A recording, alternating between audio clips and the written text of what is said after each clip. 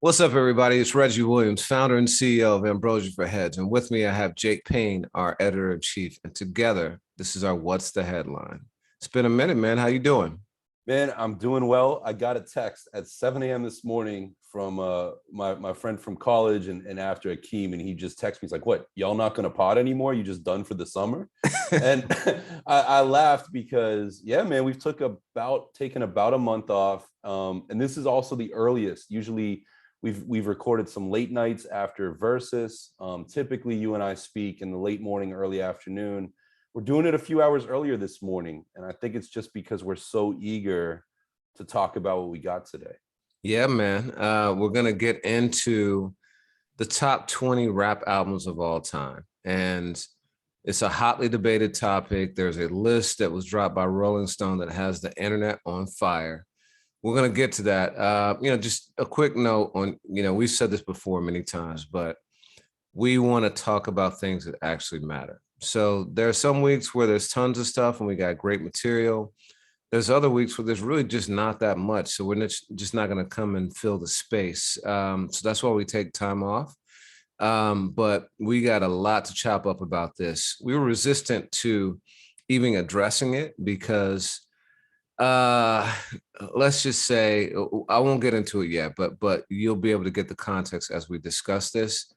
But we weren't going to react to it because Rolling Stone is not known as a hip hop publication, and a lot of the rankings were very, very questionable and controversial. There's speculation as to why that might have been. Maybe there were people who were younger and didn't really understand the full context and historical, relevance of certain hip hop albums. Maybe it was because it was people who were not of the culture.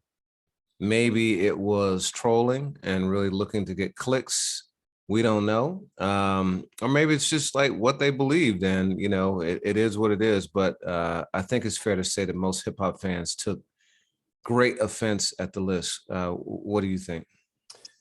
Yeah, I mean, it was interesting. For years, I mean, you and I have said very kind things about the legacy of Rolling Stone. I do agree with you with what you just said. I always thought they had some incredible interviews with hip hop artists, but when it came down to reviews and rankings and lists, I was much more prone to picking up Double XL, The Source, Rap Pages, our publications, hip hop publications.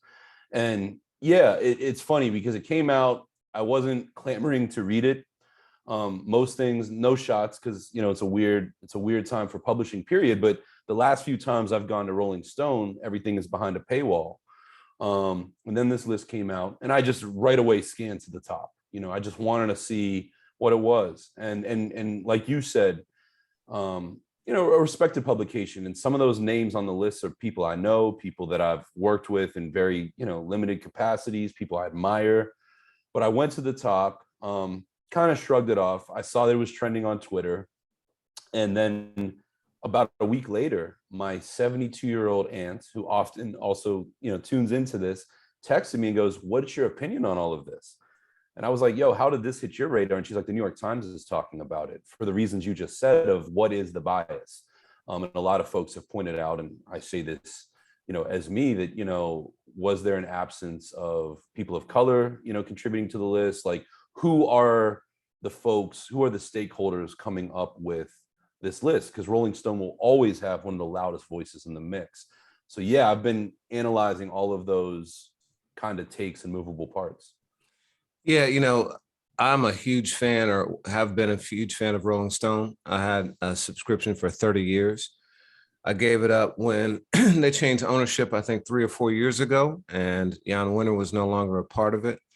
It definitely raised me. I wanted AFH when I founded it to be kind of the hip hop Rolling Stone meets the hip hop HBO, like really that depth of quality of storytelling, in depth, analysis. I really wanted us to be that, and you, in large part, have manifested that vision for us.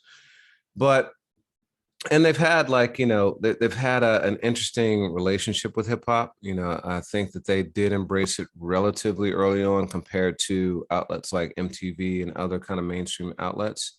I don't think that they covered it as cover stories until 80s. I think I remember some Run DMC covers and things like that. Likely Yeah. from Aerosmith and the crossover that success that Run DMC had. But you're right. I think people saw the source as the Bible for hip hop, and it quickly transcended Rolling Stone, Double XL, even Vibe more so. But all that being said, why do you think people care so much about Rolling Stone has to say about hip hop?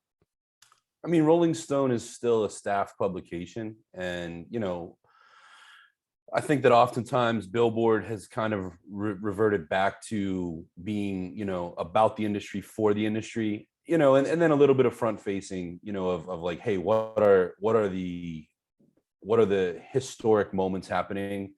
But Rolling Stone has still, as a publication, captured the history of things. I mean, when we think of these lists, I was just recently, talking with somebody about, them either not putting on Prince or putting him too low as the greatest guitarist of all time, and the way that that may have impacted some Prince performances in the mid 2000s. But as a kid, I remember, Rolling Stone has always come up with these lists, and by and large, they haven't been, canceled for them. They've always created discourse. But now we're living in a time where you always have social media to have the conversation after the conversation. And I think that's why Rolling Stone doing a hip hop list in 2022 with, from the beginning of the genre as it exists on albums to present day, that's a mighty task. And that's always going to come with some damage control, I imagine. Yeah, so let's talk about lists, man. Lots of people have lists out there, and there's lists about everything now. There's best albums of the year. There's greatest rappers of all time. There's richest rap. Like there's all sorts of lists. So, why are lists so important to people? I mean, I think it's it's it's medicine wrapped in candy. If you do it right, lists are always gonna, bring things into the conversation. If I say a list of the best, hamburger in New York City, you already have your idea, and I have mine. And then we already come into the context of it. If you say, well, I've lived there for years, and you're just, somebody who's come into town once a week or a couple times a month, but at the end of the day, if I say, oh, it's at this place, the next time you walk by it, you'll be inclined to try it.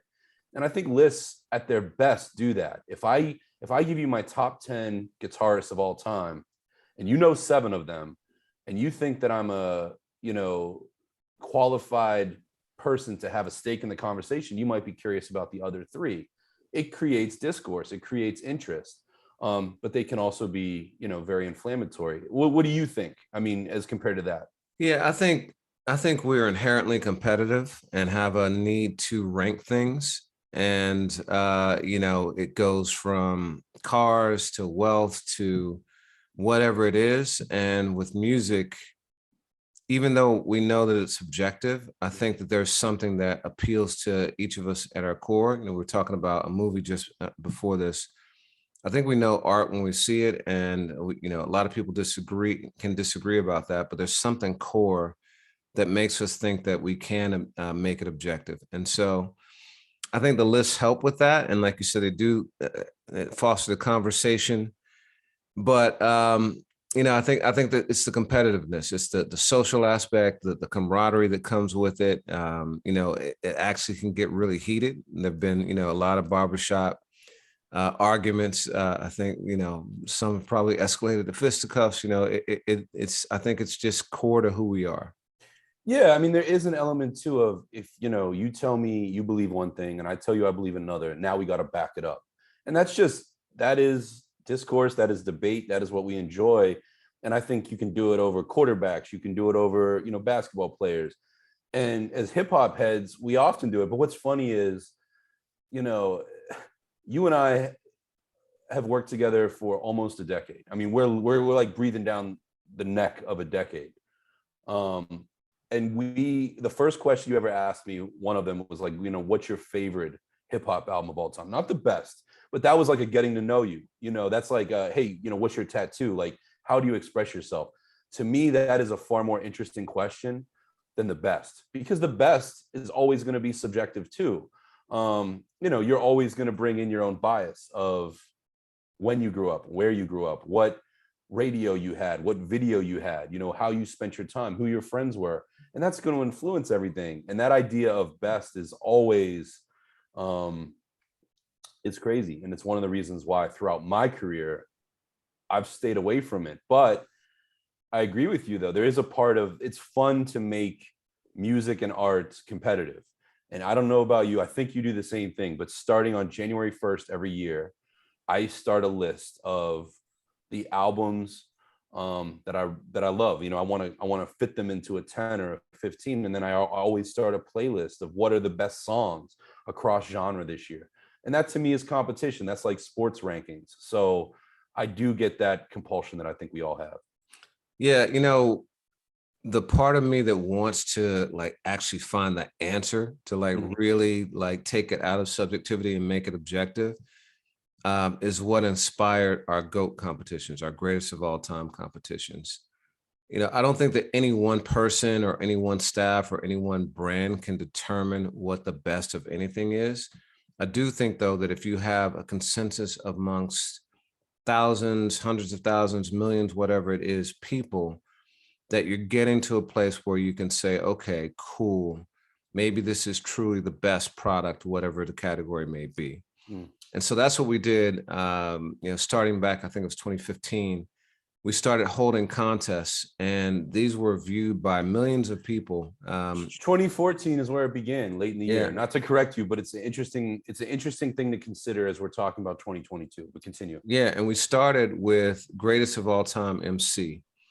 And then we did album, and we did groups, and we did producers, and we had a bunch of things that had like incredible participation. And we actually saw like a thread, a friend of mine was in a group chat of like some of our most respected peers when we did the first one, talking about the momentum that we had gotten and how we really needed to handle it with care because of the importance. So that was like actually one of the highest honors for me to see that, even though we weren't a part of the chat.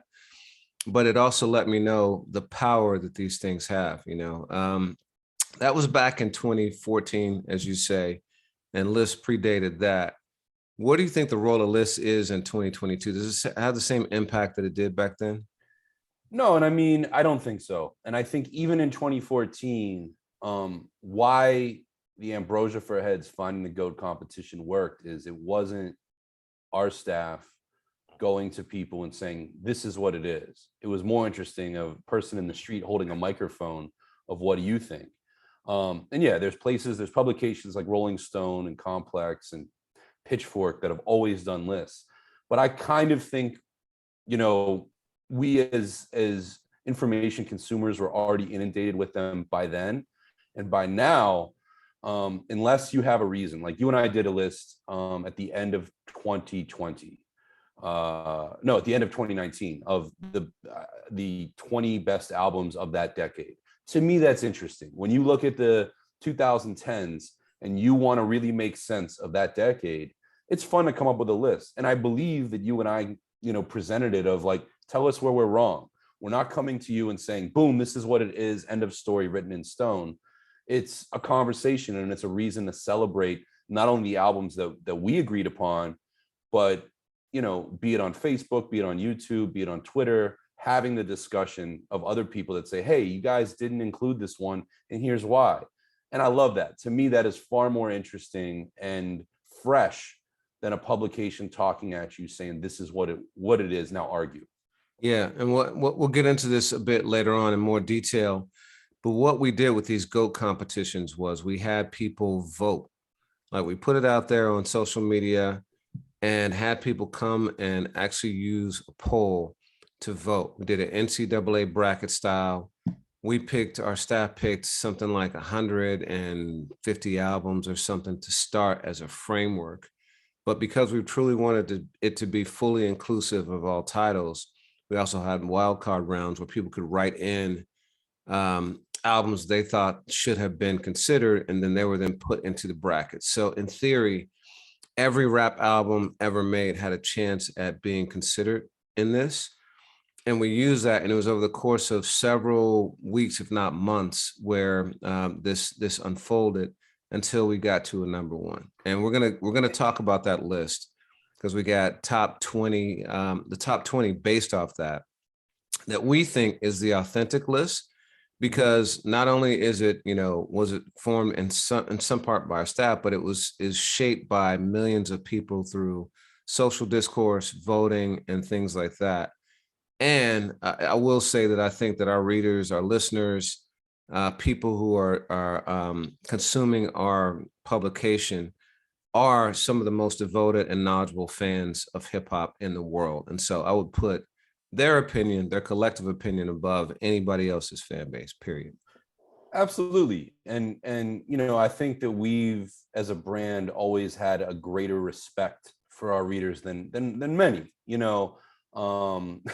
Every time somebody's like, yo, I'm unfollowing your page because of this, or you got to stop covering so and so, like, those, hurt is too strong of a word, but I pay note to when those comments are made. And you and I know that if we share something, we're putting our brand on the line, and it takes a hell of a lot longer to build a follower on social media or somebody that comes to your site or publication every day than it does to upset somebody and have them walk away forever. And we take that responsibility with a lot of honor. The one thing I do want to add, just as you talk about the tournament, and this was very much your idea when we did this, modeled after the NCAA bracket, when it came to albums, we, in the early stages, similar to any playoffs in sports, you started within your conference. So to kick off, a competition and having an album from 1985 or 86 compete against an album from 1995 or 1996 was unfair. So you really sat down and, put the pins on a map and really came up with a system that, at least in those early stages, albums were really competing against their equal, and what was being compared were their merits. But the length of an album, the possibility of features, just what's happened with hip hop, rhyming and production has all evolved. And then when you got to the final 32 or 16, you started seeing albums from 10, 20 years apart doing battle because they had to. And that, to me, was interesting. But there was a lot of care and attention brought into that alone. Yeah, I wanted to protect against biases, because people have biases against the past and toward the past, and against the future and toward the future. A lot of folks in their 40s and 50s don't really think that there's been anything that could be considered a top 10 album that was made in the 2000s, and certainly not the 2010s. And vice versa. A lot of kids who are, 15, 16 probably don't think anything from the 80s could ever be a top 10 hip hop album. So I wanted to, really maintain context, and do it in a way that it reflected kind of the music of the times first, before we really got into the dead on comparisons for all decades. I think that speaks to, the role of lists in 2022 as well. Like, social media, there's just so much content put out every day now. Mhm. I saw this stat, and this was a few years ago, that between the beginning of recorded history and I think 2000, there was something like 2 exabytes of information produced, and now there's something like 2 exabytes created of information created every couple of days or so. And at this point, it might be every day. Yeah. So it just shows you just the proliferation of just media and stuff that's put out there. And so I think in order to cut through the noise and filter through that, you got to put out wild stuff. You got to put out stuff that's going to be controversial. And kudos to Rolling Stone for even keeping the conversation alive, Mhm. irrespective of the list. And, we can talk about the merits of it at some point. I think it's a major accomplishment just to keep a conversation going in this day and age beyond a day or two, just because there's so much to compete with. Yeah, I 100% agree with what you said. And that just really quickly, that point about biases is interesting. And after we did the first Finding the GOAT, we produced 5 videos, and they're on YouTube, and I encourage anyone to watch them, that looks at the GOAT MC conversation. And again, this was 2015.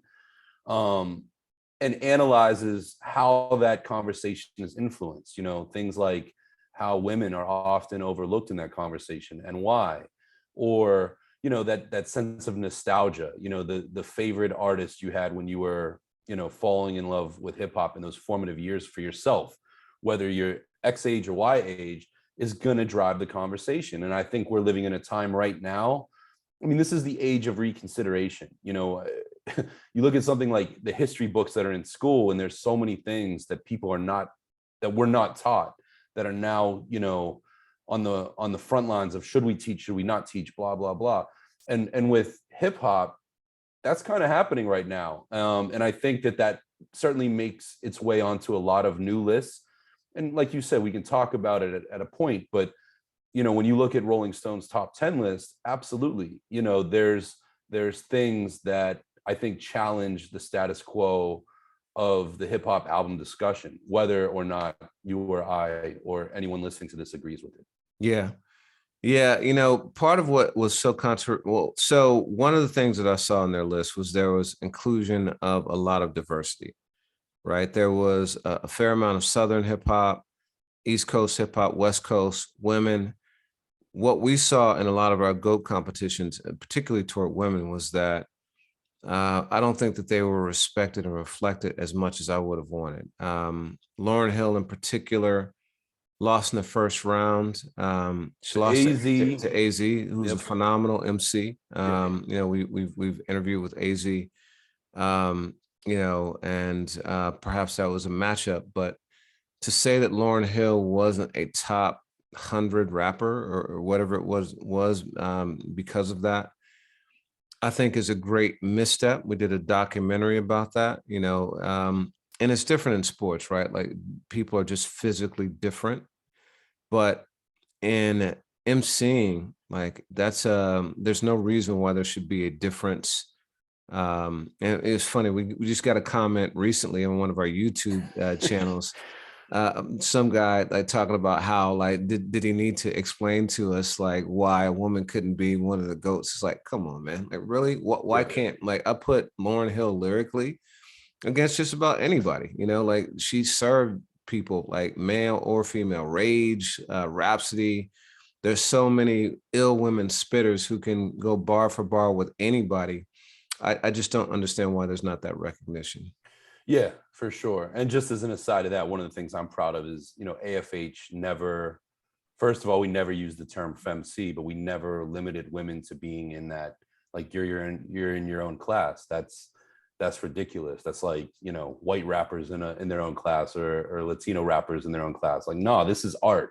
So 100%. And I encourage anyone to watch those videos. Shout out to Rhapsody, who, did the narration for the One on Women, which has a lot of interesting history there. Yeah, rap is incredible. So how you want to do this, man? You want to talk about their list briefly before we start to break down ours, or what?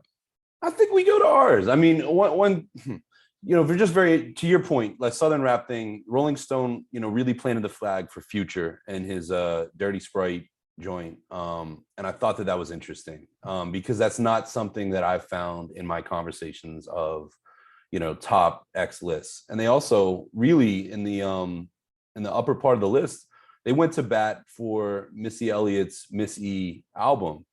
And that speaks entirely to my point. Like after seeing that, whether I agree with the list or not, or I think it's great or I don't, that makes me want to pick up that album and play it, because enough people were involved to put it on the line, to give that album its moment in the sun in this context.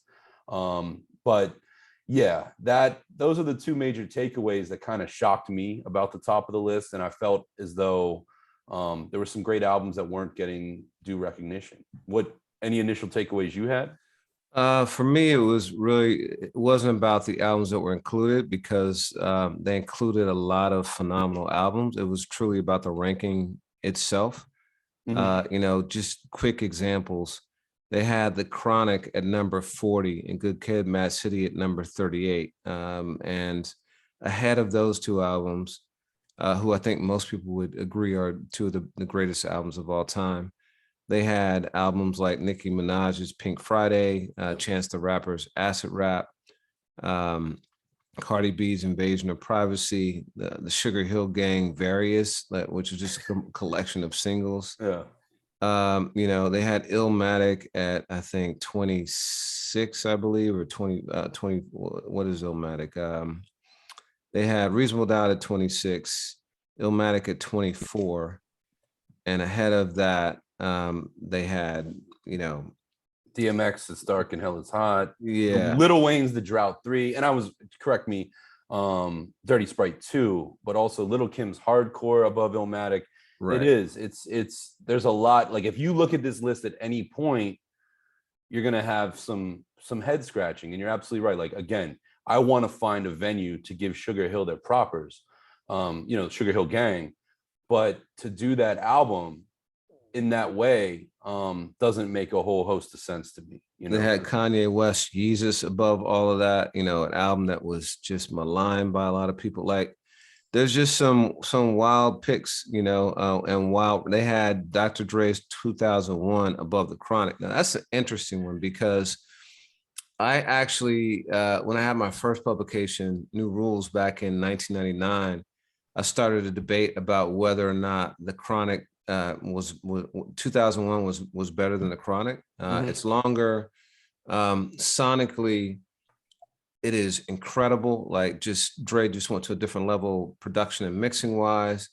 You had incredible lyrics. Snoop was still on there. You had Hitman, and Eminem was part of it. Exhibit. Like, 2001 is a sonically just pristine album. That said, the Chronic broke history. You know, it created history, it broke ground. And I won't talk too much because we'll talk a bit about it. But it's an interesting debate. But it takes a lot to like rank that above those albums. They had Drake Take Care at 11, you know, above all the albums we just talked about. It's a wild ranking.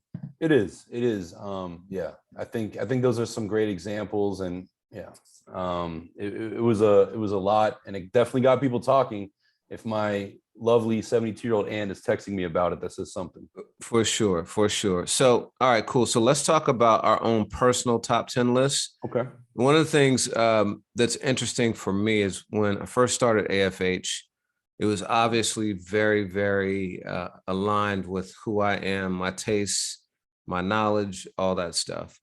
But over the years, it really grew into its own thing, and it's bigger than any one person. It's bigger than any team. It is a collective of us as a team and the millions of people who've engaged with our content over the years. It is its own living, breathing entity. And that was reflected in the GOAT competition we had for MCs when MF Doom took off my own personal GOAT in the top 16. He defeated Jay-Z. That's when I knew, okay, cool. This is something that doesn't belong to me anymore. I had the pleasure of working with it and serving the brand, but it is not mine. It is ours, you know. So, but we do have our own opinions, and you know, we've been in this for a long time. I've been doing it for 25 plus years. You've been doing it for probably 20 years yourself. Yeah. And so I think I want folks to know kind of where we stand on this.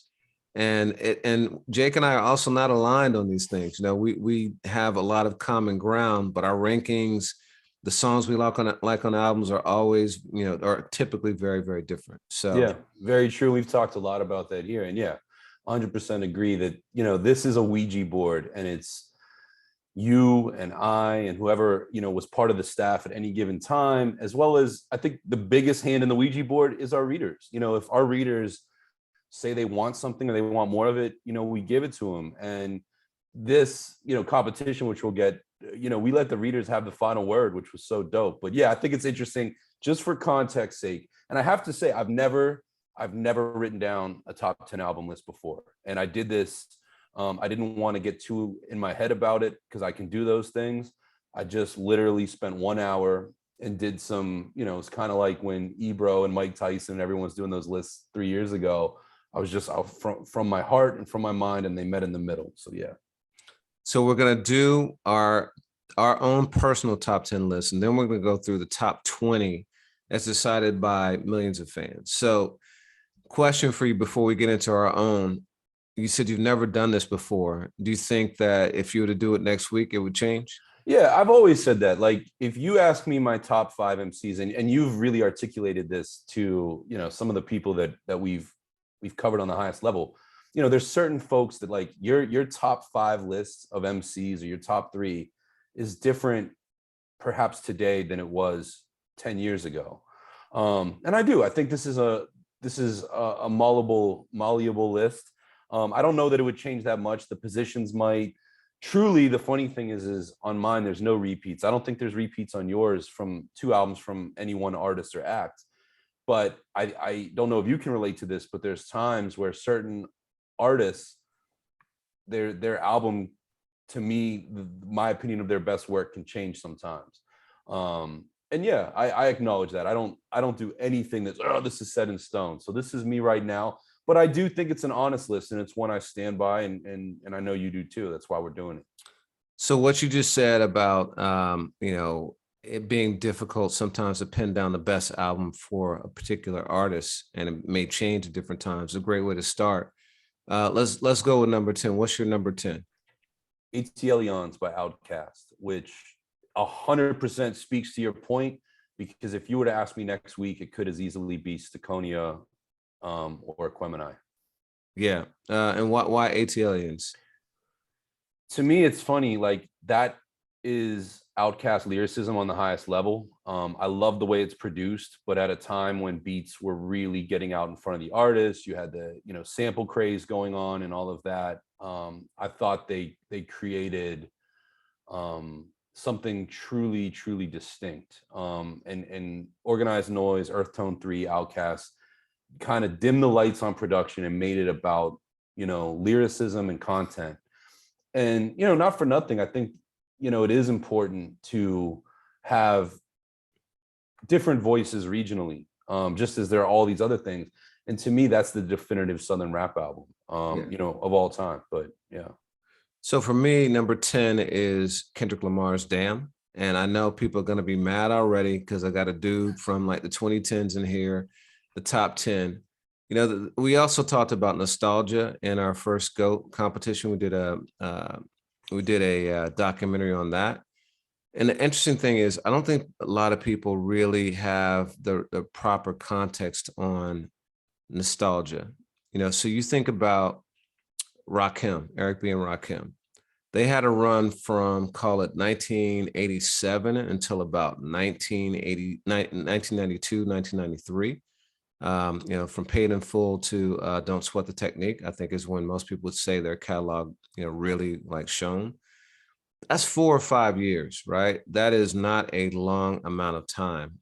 But people back then were already calling Rakim by 1992 the greatest lyricist of all time. Mm-hmm. Same thing with Biggie. Biggie had 2 albums and some singles. Yet he is afforded the notion of certainly King of New York, and a lot of people think he's the greatest MC of all time. Tupac had a run from 1991, 92 with Digital Underground to 96, 5 years. If you start to really break down people's catalogs and the time that they truly had impact, it's typically a 5-year period. Now, Kendrick has been doing this for meaningfully now for 11 years. At Section least. 80. Yeah. Section 80 is when he had his breakout. Even if you go to Good Kid, Mad City, that's 2012. So now we're talking a decade. And dude has had arguably 4 classics. Verdict is still out on Mr. Morale and the Big Steppers, but it's another phenomenal album. He's got 5 incredible albums, way more material of high quality than any of the artists I just mentioned. And that's no shade, because most of the people I mentioned are some of my favorite artists of all time. So yes, I'm being defensive without even being provoked yet, but I'm just laying context for why I would pick an album like that. Now, to your point, I could have gone personally with Good Kid, Mad City, or reasonable, or Section 80, Section 80. Easily. To Pimp a Butterfly is probably my least favorite, but I respect it tremendously because of what he did. Mm-hmm. Damn, for me, I went with it because it combines all the greatest elements of Kendrick. It is its highest commercial success, first of all. And, we should talk about what makes a great album. Critically, it was universally acclaimed. Thematically, it is one of the most incredible concept albums ever executed. The forward, backwards, the religious themes, like all of it. It just brings everything together. It won a Pulitzer, like the only non-classical, non-jazz album, period, ever. Like not no rock, no arm, nothing else has ever won a Pulitzer. So just the accomplishments are through the charts. So it could arguably be higher, but I brought it in as number 10. Well, and I'm glad it's there. I do think there are albums of the last 10 years that the case can absolutely be made for top 10 of all time. And Kendrick, I think, is responsible for at least 2 of those. And damn, I have no objection whatsoever. It's not about me, it's your list. But yeah, I like the way you said that. And it's funny because I think these are 2 great examples again, where, if you spend a week and you listen to nothing but Good Kid, Mad City, or you take a week and you listen to nothing but, Southern Playalistic, you might come back and approach this list different. Biases are real, they are 100% real, but I like the way we kicked it off. What about let's talk about great album. What makes a great album? For me, it's obviously the music has to be great. I think the lyrics have to be on point and meaningful. I think that the flow has to be there. I think that it should be a non-skippable album, like no song should be skipped. I also do think that it has to have had some influence on the culture, like it has to have changed the direction of music in a way that we hadn't seen before. And I think commercial success is important too. There's a lot of great albums that never make the light of day, and I think it's hard to like say it's great if it doesn't achieve a certain level of commercial success too. But what do you think? I like what you said. I think commercial success is part of the conversation, but not all, and even shout out to Rolling Stone, on their 200, and it would be a grave misnomer if it wasn't there. But they have an album like Cannibal Ox's The Cold Vein, which I don't believe ever made the charts, but it influenced culture. Like that is somewhere in the origin story of Run the Jewels, just by LP production and that style of rapping. I think you got an Earl Sweatshirt or a Tyler that's a derivative, the Odd Future cats. Like it's relative. So I think, mainstream penetration is what I'll call it, matters, but it's not always. Commercial is probably the lowest on the totem pole for me with that. I think it's a calculus personally, and you could have more of one and less of the other. But if you reach a certain kind of composite score, I think that all those elements like play a role. So yeah, I mean that's the only thing I kind of question. But yeah, and it is. And I think all of us, treat that differently. So yeah. Let me keep it on you though. Number 9. So number 9 is my Outcast pick. I got Aquemini. For me, that album is just incredibly musical. You got songs like Spotty Yachty, Dopalicious, and it just to me, Liberation with Erica and CeeLo. Just musically, they went to a different place. They were always soulful. They had Funky Ride on Southern Playalistic, and that was a musical album too. But this one, I just thought was Andre and Big Boy at their best, and musically, it just speaks to me at my core. How about you? What's number 9 for you? Number 9 for me, this is where I made sure I was being, true to myself. And the album that I've often advocated as my personal favorite is Hard to Earn by Gang Starr, which, is a gold album, but it's probably, of the things on our list, one of the lower selling, again, to the commercial point. But I think it's where Guru and DJ Premier really both challenged themselves and met in the middle, even though, I mean, we have a great piece on Ambrosia where I spoke to Premier on the 20th anniversary of the album. The 25th anniversary of the album. And I know that some of the sessions they were pretty contentious, that Now You're Mine, Guru literally just walked out of the studio. I think he even got physical with Primo. But to me, that is one of those albums that kind of met the New York sound at the top, with what um, you know, our artists like Biggie and LL and Kane and Eric B and Rakim, and then also representing the underground too.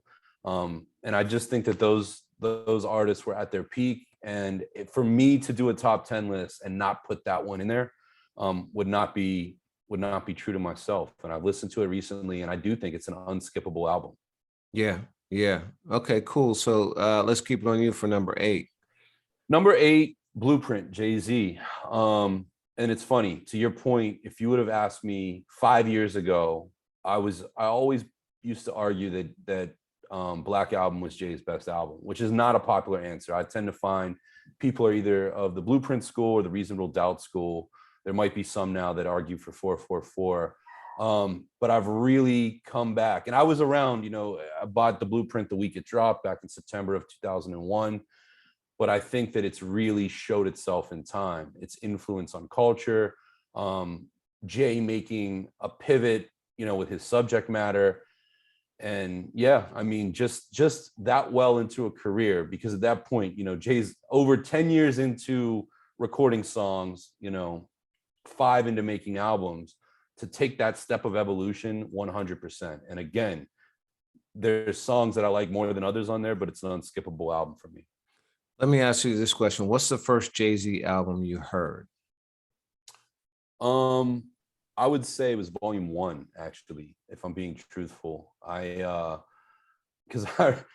remember the singles rollout for that. I remember Sunshine and some of those things that Jay has looked back and called missteps. I definitely heard that before Reasonable Doubt. What about you? Yeah, I think so. I think this speaks to the historical context we've been talking about. I think when an album plays differently for you when you live through the era than when you go back and revisit the catalog. And I'll use that, with Prince. So Prince is my favorite artist of all time. The first album I heard of his was 1999. I then went back and listened to Dirty Mind and the Prince album and For You and all of his and Controversy and all that. And no matter how much I like those albums, they'll never speak to me the same way that 1999 did and others, because I heard them at that stage, and that's what kind of primed my ears for Prince. I think it's the same for rap music too. I think because for you to hear Volume 1 first, that's a really interesting, because I think most people would say that's probably Jay's weakest album. Yet it's the one that brought you in, Yeah, and I actually stand up for Volume 1 a lot. I think Jay's the weakest album to me is Magna Carta Holy Grail. That just was really rough. But I know what you're saying, and that's real. But what's interesting, and I'm not disagreeing with you, but the first time I think I heard Gangstar was Full Clip, the single, and Moment of Truth had come out the year before. I'm 14, 15 years old at the time.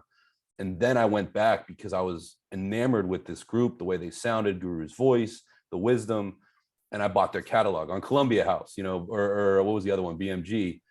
And that's how I fell in love with Hard to Earn, which at that point was already 5 years old. I'm not one of those people that copped it on March 8th, 1994, the day my sister was born.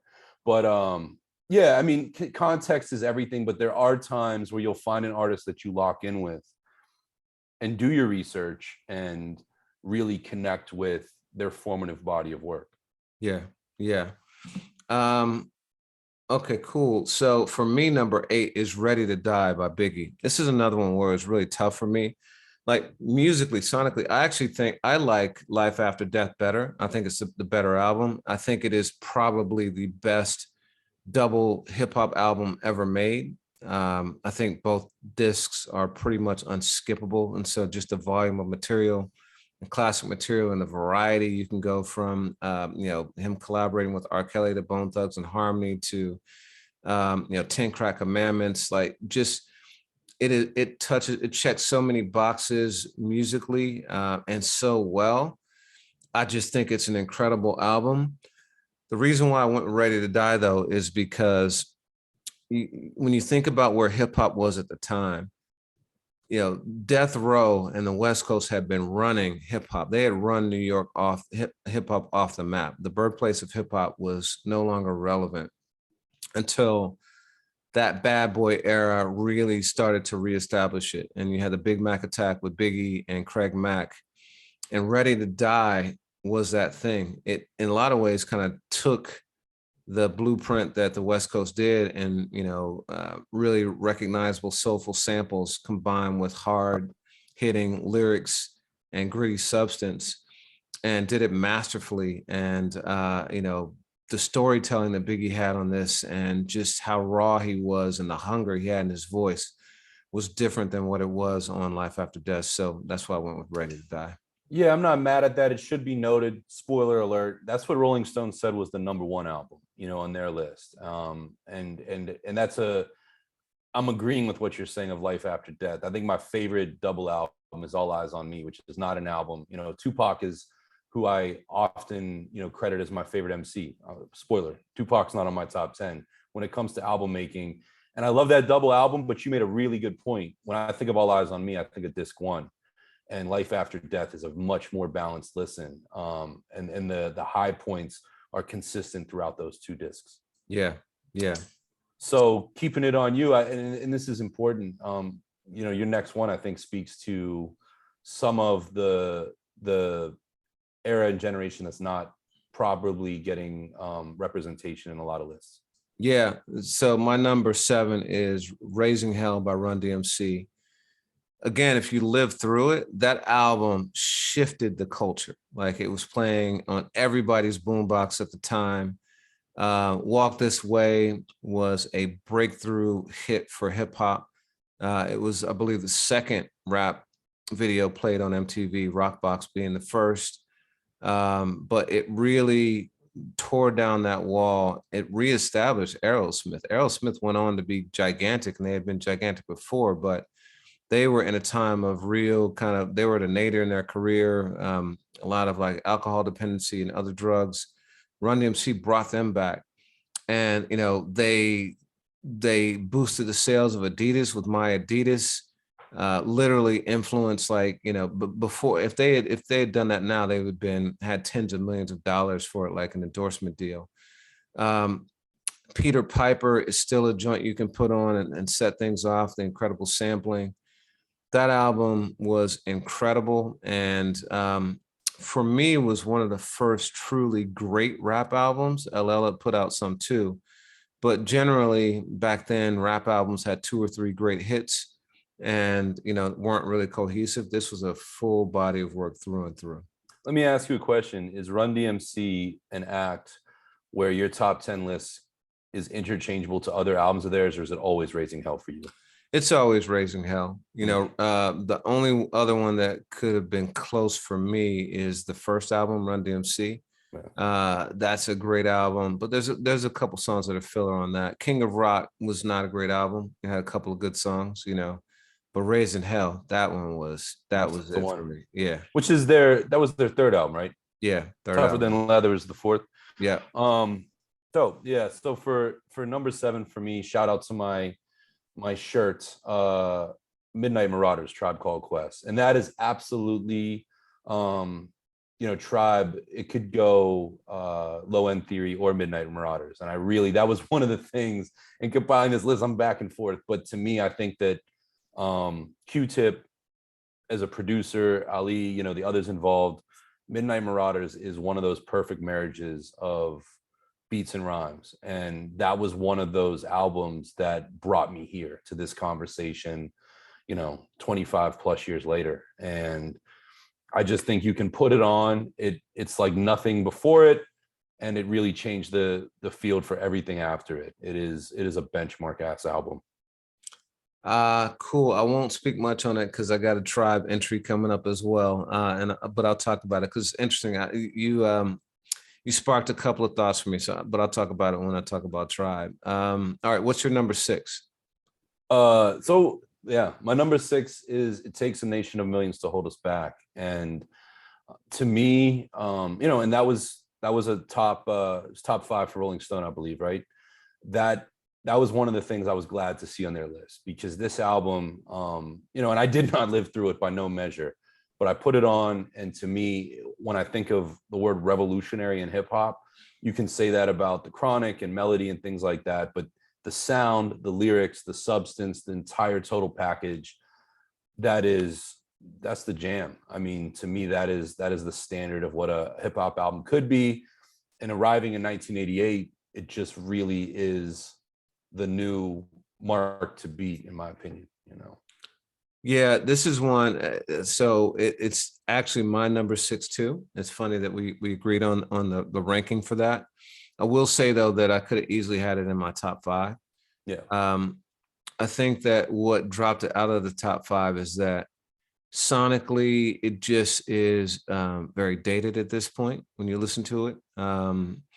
But in terms of what it did, it launched well, it didn't launch it because Yo Bum Rush's show covered similar themes, but it took the pro-Black conscious rap era to a whole different level when it dropped. And I think it influenced like film, you know, it's when Spike Lee came out, and obviously he had them as part of his Do the Right Thing soundtrack.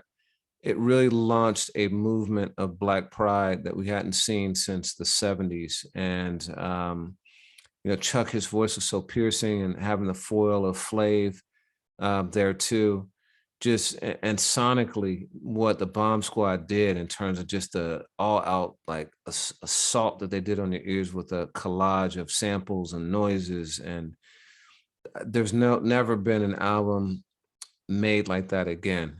So yeah, that one is incredible. The scratches, you know, Terminator X and Johnny Juice, and just that, you know, orchestral cacophony is what, you know, I'll call it on the fly this morning. But yeah, that, and you're right, it could easily be in my top 5 too. And as a spoiler alert, that's the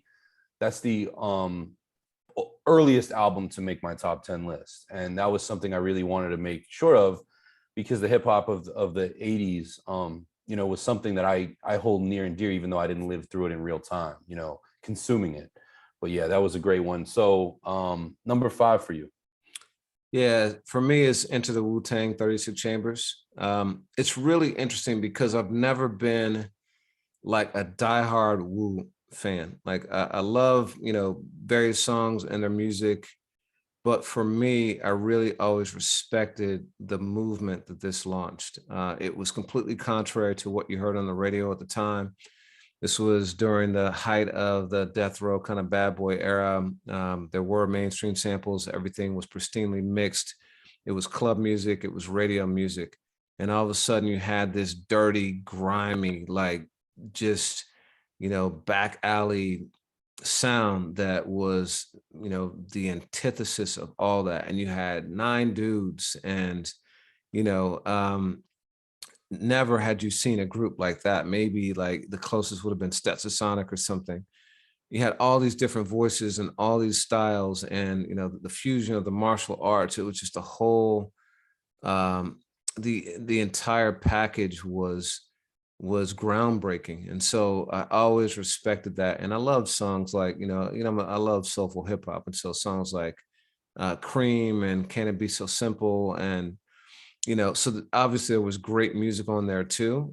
But for me, it was the total package that makes it so important. I like the way you broke that down. Yeah, and I more on that later. You know, for me at number 5, it's an album you already shouted out, Ready to Die. And I liked what you said about it, Reggie, but I also, to me, that's like, you know, a lot of artists I think aim for cinematic albums, you know, of making it feel like it has a beginning, a middle, and an end, and there's an arc. And I think that no one up until that point, you had concept albums from De La Soul, and you had these very distinct places and vibes, you know, I think of the Chronic, but Biggie's Ready to Die, it feels like an autobiography, you know, the way it literally begins with birth and it ends with, you know, and I just think it's, every time I listen to that album, I tell myself that it makes its own case to be number 1, which is what Rolling Stone deemed. For me, I put it at number 5. I think it's incredible. And it's, to me, Biggie's best moment. You know, I like what you said about Life After Death as a double album. For me, when I'm in a Biggie mood, it'll always be Ready to Die or his Best of mixtape by Mr. C. Hmm. Hmm. I like that. I like that. Okay, so number 4 for you. Number 4, this is another one that I got to be true to myself. And it's an album, as we talk about biases, that I think suffers, and it's De La Soul is Dead. You know, De La's second album. It's, I would say, their darkest album. They were hella chippy. You know, upset at the label, upset at their rap peers, upset at where the culture was going. And they made an album that is completely unskippable to me. You know, as we talk about Biggie as a movie, you know, De La is a children's storybook, you know, and they have fun with that. But the use of sampling, the use of humor, but underneath that humor, you're dealing with, you know, loss of innocence, sexuality, you know, survival, drug addiction, all of that. To me, it is so important. And I think that history and lists often put De La in the backseat, especially within native tongues. And I adore Tribe. I'm wearing the shirt today. But I think in 2022, where you have to go through YouTube and create a playlist or reach for an album or a CD to listen to De La Soul, and just about any other group, you don't have to do that. I think that they suffer. And this was one where I want to plant the flag, be true to myself, be true to my own list, and give them their props. Let me ask you this. Do you think that it is more groundbreaking than 3 Feet High and Rising? I think 3 Feet High and Rising broke the ground. But I think that, you know, there was a time in my life where I loved Me, Myself, and I. Now it's not a song that I ever seek out on its own. But I look at a song, you know, like Keeping the Faith or, you know, Ha Ha Ring Ring. And those records jam to me in a different way. I think it's the better of the two albums, obviously, based on this list. Groundbreaking, no, because you know, it lives in 1989. You know, they bum rushed the show with that album, totally new sound, breaking all these conventions. But I feel like De La is Dead is these 4 guys in the driver's seat defying, you know, their A&R, their label, and what the industry had perceived them as. So that's what makes it a better album. Does that answer the question? I think it's a bold choice. I think it's the boldest choice on this entire list. So I applaud that. That's dope. Well, I mean, it is just, I mean, not to, but I mean, De La is Dead, and there's a lot of 5 mic albums that are not on our list, but at the pinnacle of the source is a 5 mic album, right? Yeah, yeah. You know, I think it's a 5 mic album because of contrast.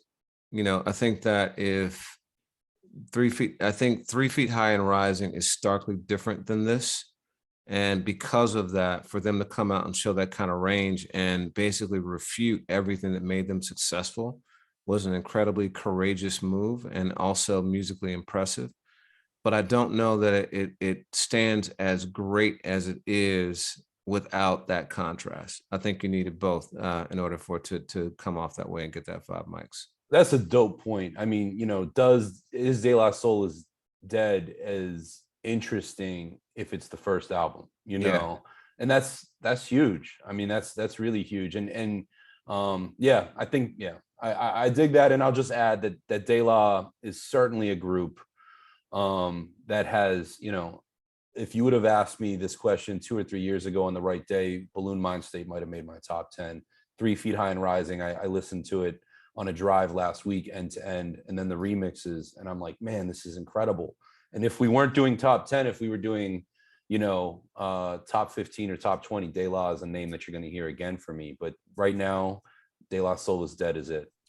Yeah, I'm actually surprised, given how much I know you love Hard to Earn and Gangstar, that it wasn't higher.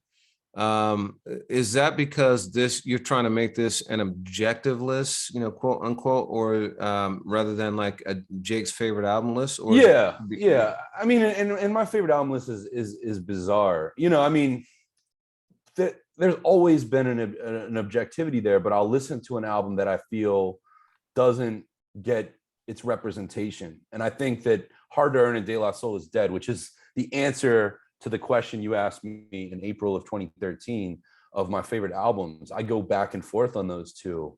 And I do think De La is more cutting edge in the context of what it is. I mean, it's their second album. Hard to Earn is Gangstar's fourth. So they had a chance to evolve and do this, but De La is just bolder, more out there, more colorful. Yeah, and I know there's people that'll fight me on that. So let me ask you this: if those are your two favorite albums, why not rank them number 1 and 2? What like objectively places them like higher on the list for you, or lower on the list, I should say? Because I maybe this is just 20 years of training. Like, it's still, I have to look. There's a part of me that has to be objective about it too. Like, I will always put part of my opinion against history too. And I don't know. I think, you know, that this is number 4. I think the next 3 albums, I incorporate my own taste. I look at history. Take a step back of just context, and I give it up to them. But I know what you mean, and that's again one of the reasons why I personally struggle with these lists. Yeah, I'm wondering, is the objectivity because of how you know that other people view them, because of the impact they might have had on you know, on the culture, or like what? I'm just trying to get it at what it is, you know.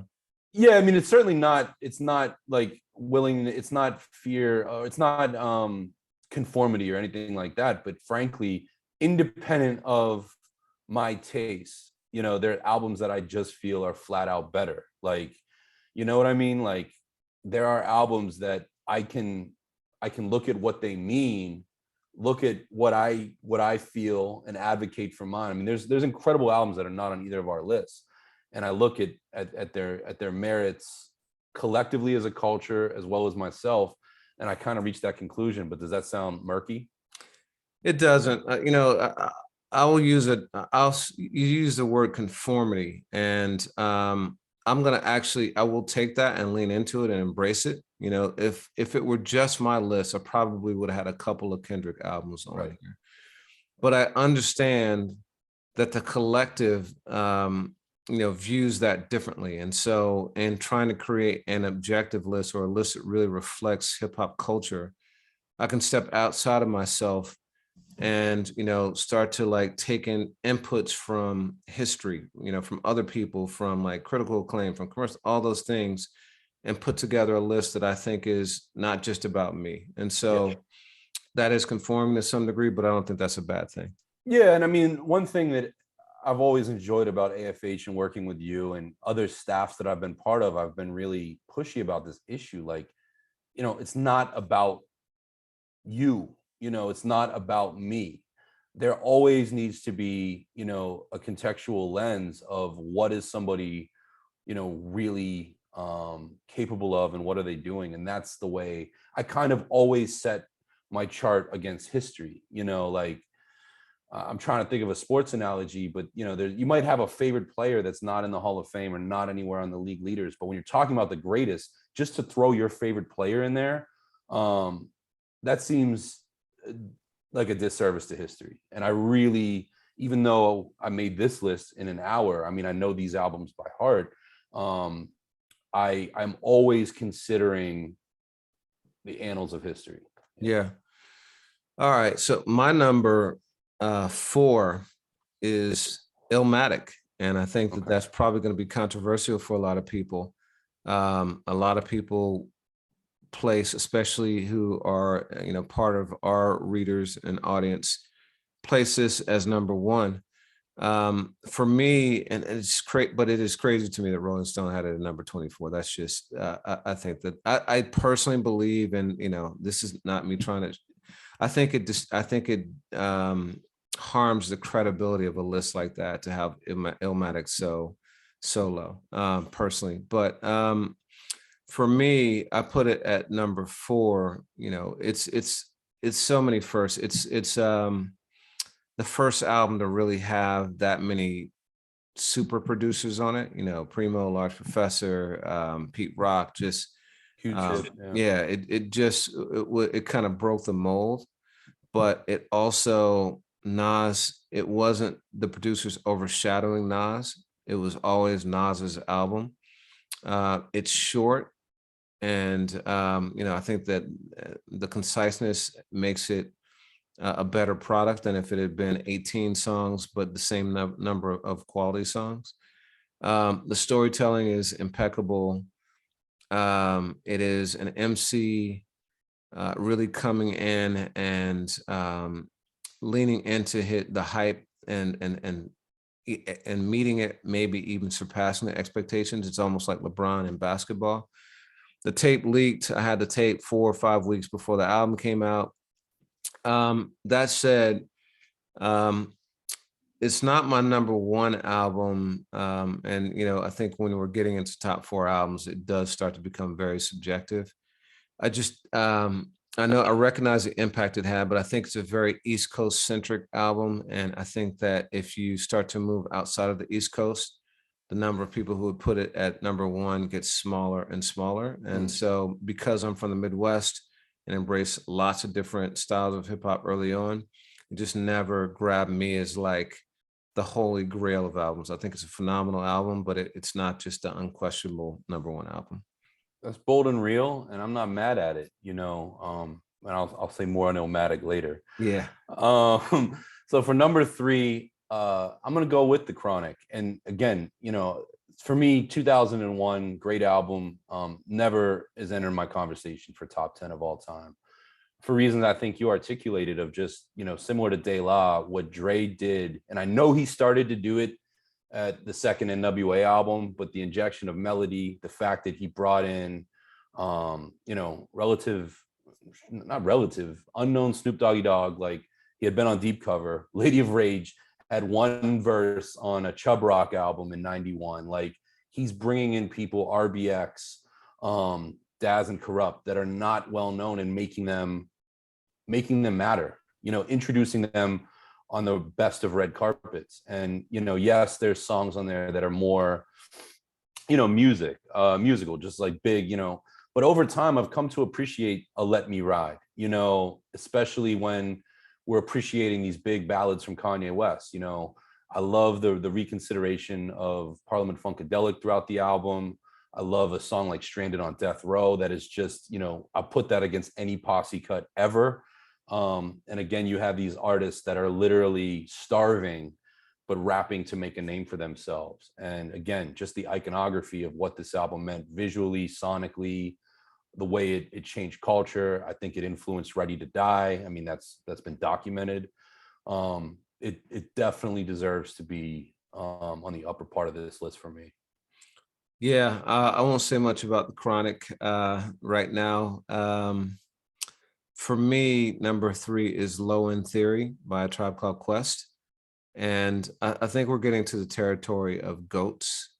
Everyone on my top 3 is a GOAT of a particular category, in my opinion. For me, Tribe Called Quest is the greatest group of all time. This album, The Low End Theory, is where Fife really came into his own. We did a great interview, oral history of that with Bob Powers and Skeff Anselm, talking about the creation of this. And Fife was very, very understated on the first album. Like, you didn't think of him as a great rapper. On this one, he was incredible. Had a great posse cut with Scenario. The music was incredible, really tapped into that jazz sound. You said that Midnight Marauders sounded like nothing before it. I would argue that for me, and this again, hearing Low End Theory first and like living through it, Midnight Marauders is fantastic too. I just saw it as kind of like Low End Theory 2.0. Like I thought it built on the same themes, the same sonic template and stuff like that. And to me, it's almost like The Chronic in 2001. I thought you were going to say Doggy Style. Yeah, no, okay. Chronic in 2001, where one album maybe more musically superior, but in terms of what the first album did to change the course of music and launch a career and all that other stuff, I see this one as more important. So I rank it higher, and it's just musically my favorite of the 2. Yeah, I like what you said though, because I think I heard Midnight Marauders before I heard Low End Theory, Yeah. and not having that that contextual lens matters. Like that matters in this discussion. And again, that's why I state these lists. I mean, this is, like I said, the first time I think in 20 years I've ever done this.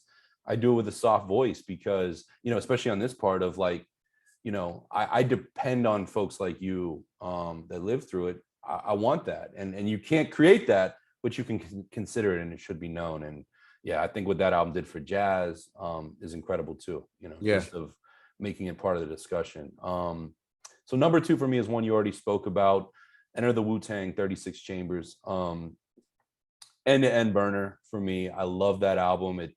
If you catch me on the right day, it could easily be my number 1. And like you, I think I'm a bigger Wu-Tang fan than you are. Just within the whole family tree of solo albums and all of that. But I am not somebody. There are people out there that are much bigger Wu fans than I am. But I think that everything went right on this album. I think, every verse has impact. Every beat is RZA at his absolute best. I think it's his finest production hour, period. The skits, the whole imagery, the style, the grit, the way they captured a forgotten place, like Staten Island in the hip hop discussion and pushed them onto the scene. It's truly, truly, truly remarkable. And yeah, so easily my number 2. Number 2 for me is Reasonable Doubt by Jay-Z. For me, Jay is the greatest MC of all time. I think it is just a combination of so many things: flow, entendre, subject matter, longevity, commercial success. Like there's all sorts of things that put him in that category for me, although Kendrick is creeping up there for me too. And I think this is his greatest album. It's the first one. He believes it's his greatest album.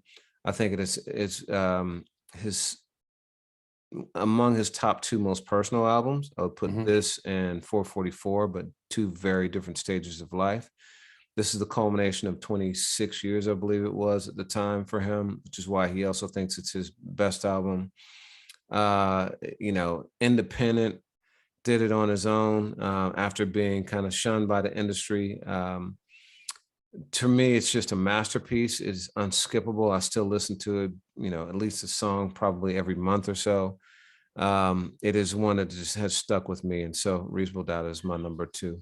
Yeah, I mean, and I look at that album, which is you catch me on a certain day, it could easily be in my top 10. I think it's a classic, incredible album, but similar to the way that Rakim evolved flow in the 80s of making it conversational. And, I was just listening to, I think it was Craig G and somebody else talking about Rakim rapping, sitting down, like the way that he just was so smooth. I think Jay did that on another level for the 90s. Like Jay's rapping voice is not performative, especially by the time you get to that album. He's talking to you and it's a conversation.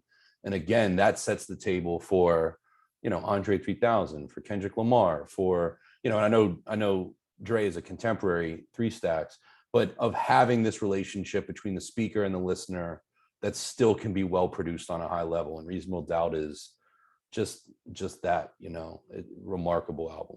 Yeah. All right. So what's your number 1? My number 1 is Illmatic.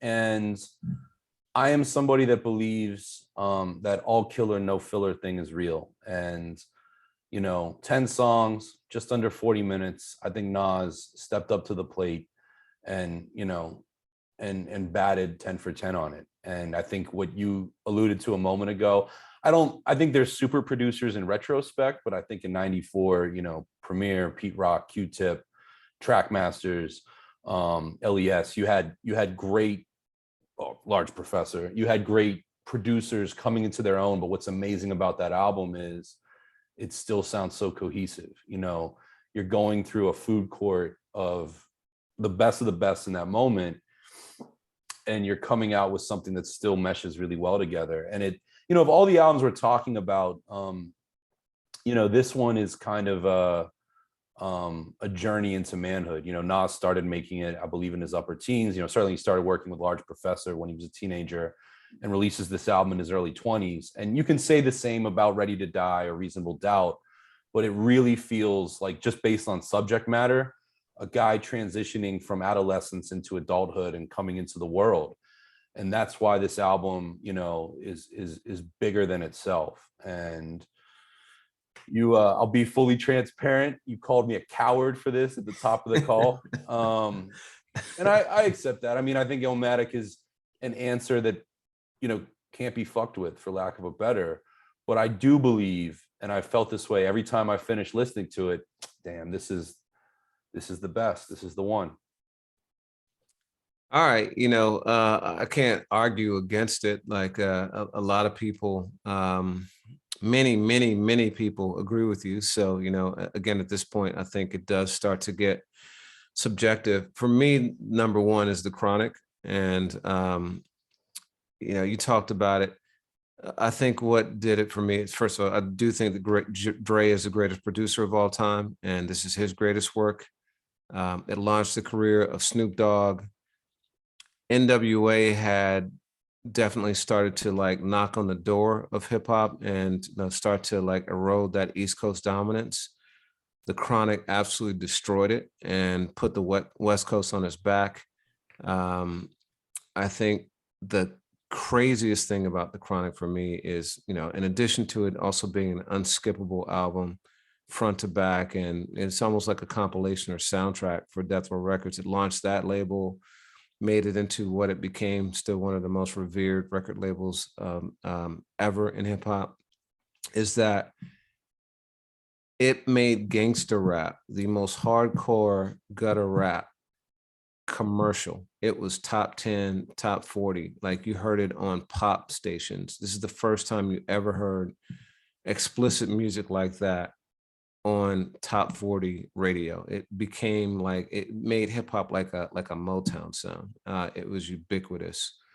And that to me is what ushered it into the mainstream phenomenon that it is now. It was not that before. It was still underground to a large degree. It was still considered Black music, and The Chronic just made it a worldwide phenomenon. So, but again, I mean, oh, go ahead. I'm sorry. So I think anything that like completely shifts all of culture like that, you know, it like puts it very, very high on my list. But to your point with me about Gangstar, you know, Hard to Earn and De La Soul is Dead, am I correct in saying The Chronic, be it your best album, is not your favorite album, right?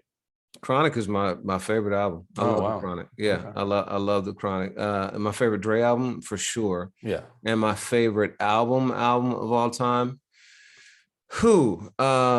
It might be. It's that or Reasonable Doubt. You know, or Low End Theory. Those are my top three. You know, okay. I do love my Kendrick albums too. But those three, you know, those three are like stand with any for me. Interesting. Cool. Yeah. And then that's your 1, 2, 3. So I respect it. And yeah, and yeah, that's a pretty good list. So I think it's important, you know, to speak about what our readers told us in 2015 and 2016, because to us, and there's a lot of overlap here.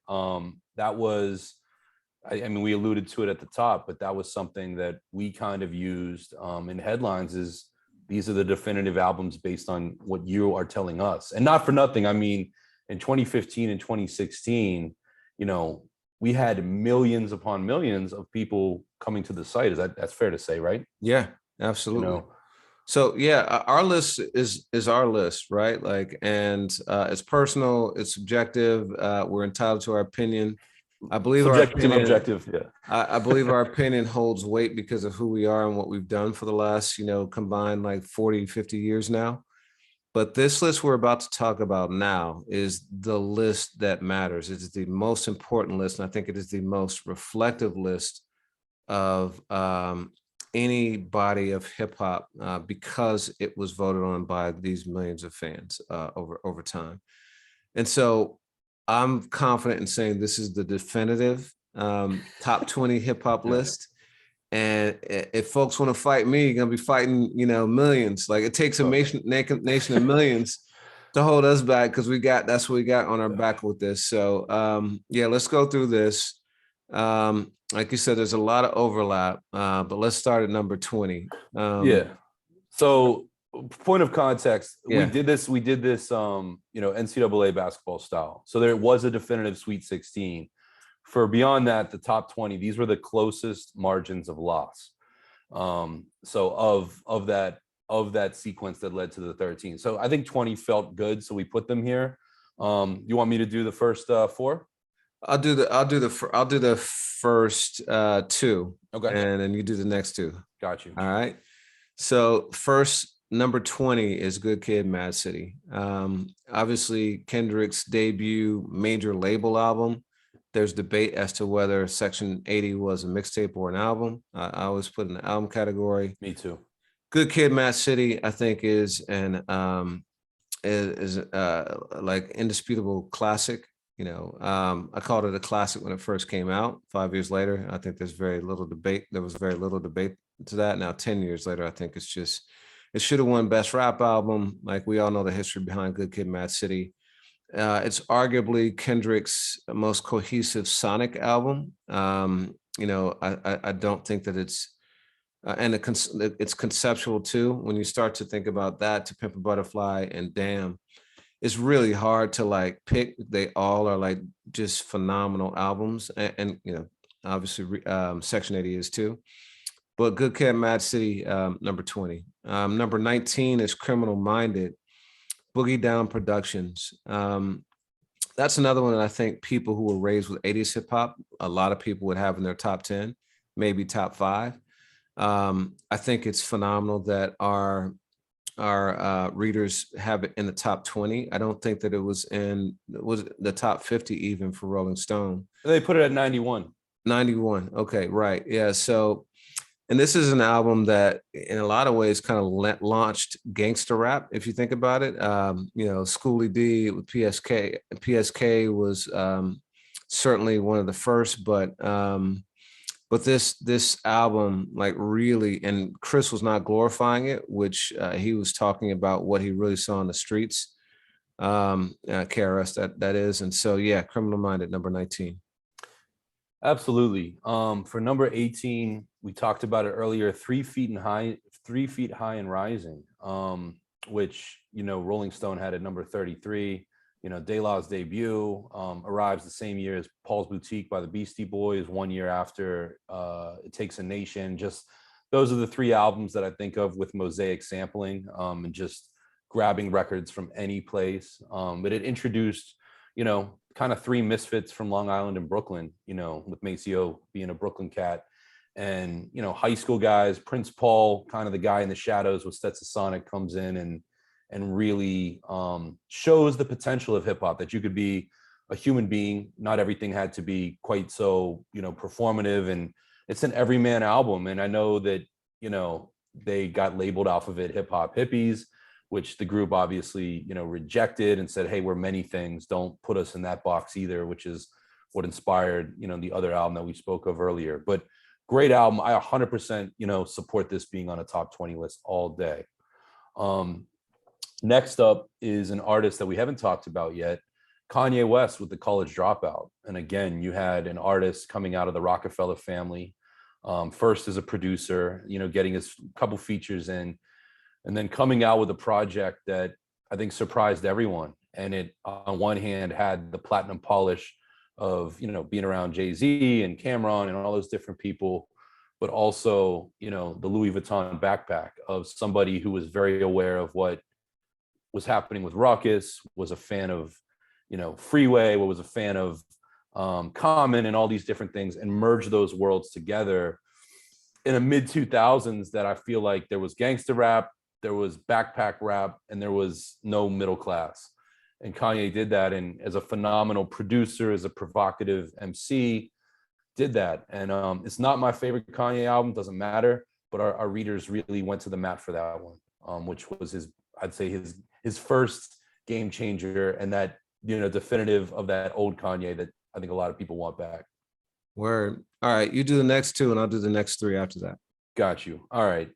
Next up was Mad Villainy at number 16, the Mad Villain album. So, you know, Mad Lib and MF Doom coming together, making an incredible album. And, you know, Rolling Stone had this at 18. You know, and this is another case where I really question that commercial impact part. You know, Mad Villain has been a great selling album for Stone's Throw Records. I think it put Madlib on radars to go really unique places in the years that have followed. But it's not an album that, you know, has a gold plaque or, you know, had radio recognition, but it's tremendous. And I think when you look at producers and MCs coming together with their own universes and making something really interesting and cohesive, that's the one. And, you know, for as much as Operation Doomsday, you and I did a whole episode on MF Doom after he passed, as much as that's a breakthrough album for the Doom that we love, I think Mad Villainy is his finest hour. And I think you can make the same case for Madlib, who's also been, you know, responsible for some truly great projects, you know, with Freddie Gibbs on down. Yeah. After that, another artist that we haven't talked about yet, Eminem, the Marshall Mathers LP back in 2000. You know, sort of like Kendrick, you know, I'll call it M's third album. I think, you know, the Infinite LP matters, but it's his second major label, and he kind of built upon being, you know, a Trojan horse within hip hop of coming in and, you know, saying the quiet part out loud about so many things. And one thing I'll say, even though it's not on my top 10, I will always maintain that the first Marshall Mathers LP is Eminem's best body of work. Yeah, I agree. Number 14 is Straight Outta Compton by NWA. Another, we've talked about, obviously, Dre, but NWA really helped to put that West Coast movement on the map even before Dre. It wasn't as commercial at the time, but it was deeply impactful, really shone a light on some of the police brutality that was going on. You know, put gangster rap on the map. That and Easy Does It put Compton on the map. Compton is a household name in hip hop now, but no one had ever heard of it outside of Compton, you know, or not most people, I should say, before Straight Outta Compton. Incredible branding, and obviously became a movie and a total movement. Number 13 is The Blueprint. Jake talked about that already. I think enough said on that. For me, it was probably my second favorite Jay album. Sonically incredible. I agree with you. It's just unskippable front to back. Really tremendous album. Number 12 is Death Certificate, you know, and this is where you really start to understand the impact of NWA when you have multiple entrants from people from that group on a top 20 list like this.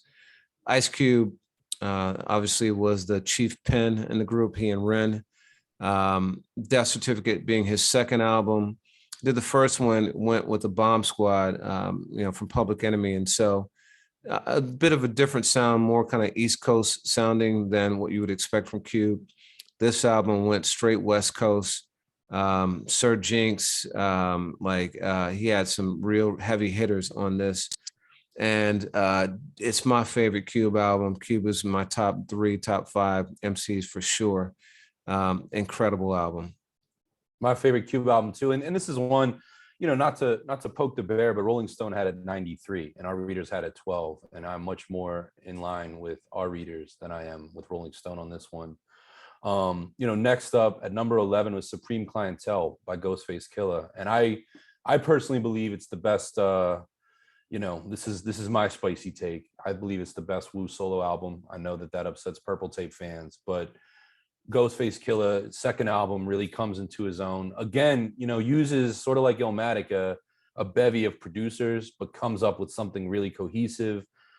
Ghost showed that he could be anything while still being himself, just complete spits at convention. And that is just an album of somebody who I think was kind of in the periphery of Wu, really, really, really making a case to be the best album maker within the crew, because Iron Man's nothing to scoff at. And, you know, to go 2 for 2 like that, I think that's one thing that a lot of, you know, Wu fans can agree on. I think a 1-2 punch, that's the best one you're going to find in the Clan with the GFK.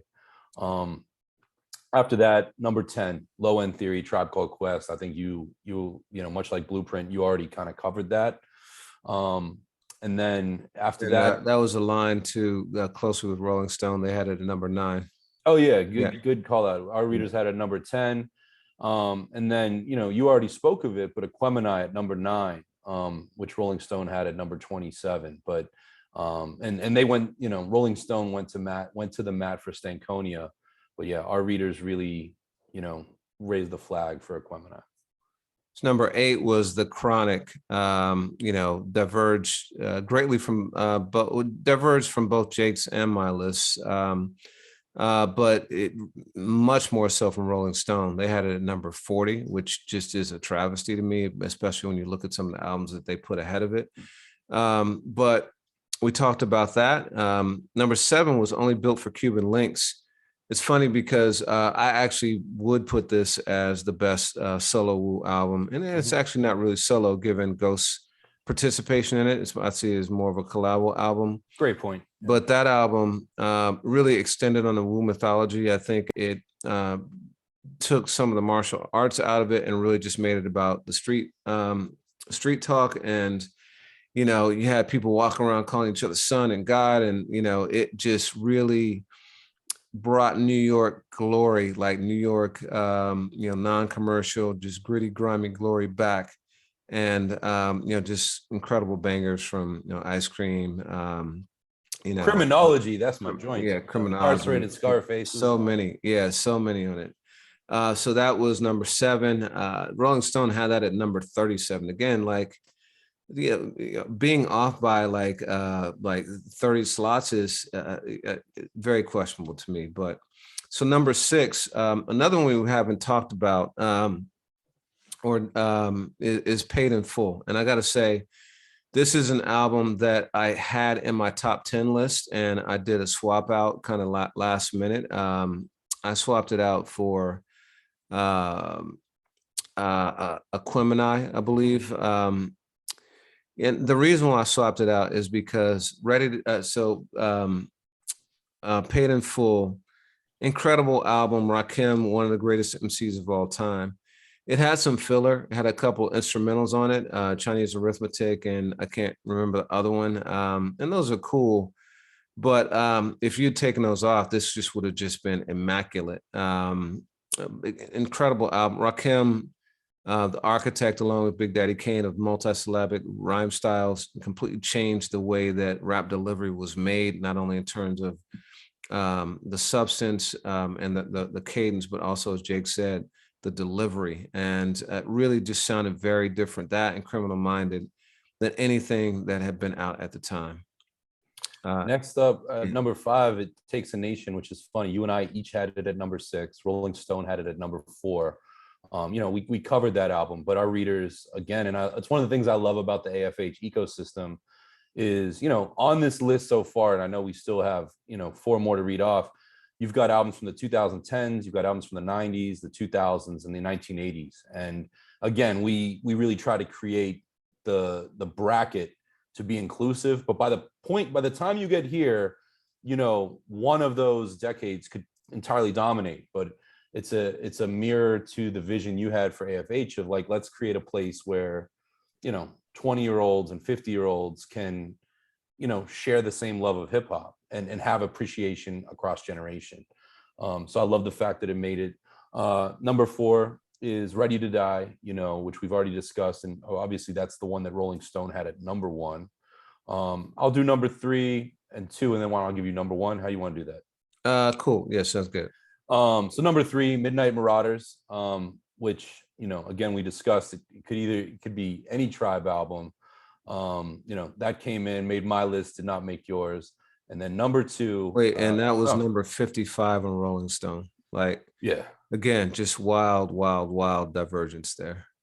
Yeah, and I wonder that too, just as a quick aside. I mean, when you create these lists, you and I each had no repeats in our personal lists, and that has to play a factor. But, with Rolling Stone, it didn't seem like there were many places where there was an album from the same group within 10 or 15 places of each other, which, that matters. And you wonder what bias that has, because it's hard to argue against those 2 albums being, in the top chunk of a 200 list. Yeah.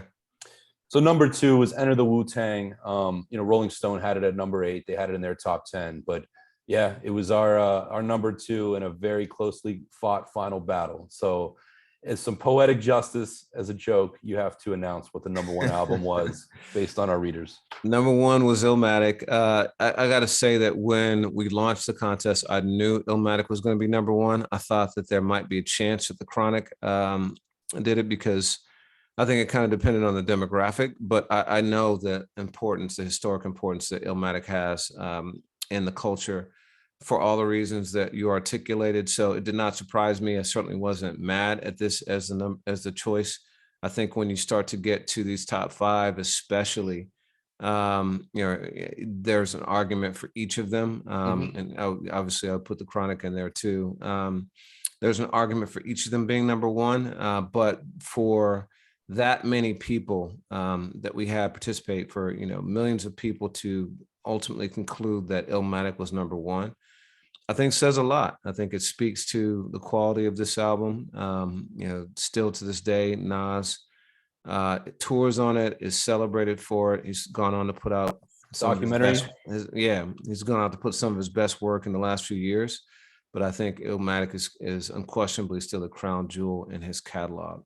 One of my favorite headlines in AFH history.